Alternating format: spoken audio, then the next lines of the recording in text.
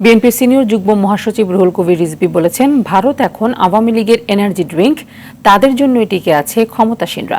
নয়াপল্টনে হিন্দু, বৌদ্ধ, খ্রিস্টান ফ্রন্টের ঢাকা মহানগরী সম্মেলনে কথা বলেন তিনি আরও বলেন, লুটপাট আর টাকা পাচারের সংস্কৃতি শুরু করেছে আওয়ামী লীগ। শুধু বেনজির আর আজিজ নয়, আর শত শত রাঘব বোয়াল সরকারের আশ্রয় প্রশ্রয় থেকে অপকর্ম করছে বলে অভিযোগ করে তিনি আরও বলেন, ক্ষমতাসীনদের হাতে দেশের কেউই এখন নিরাপদ নয়। তারা কোথাও যেতে হলে পরে আগে ভারতের অনুমতি নিতে হয়।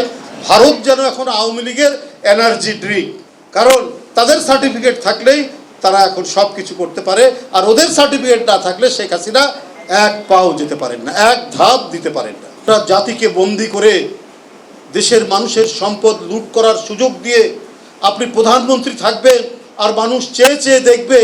এদেশের দীর্ঘ ইতিহাস তো তা বলে না।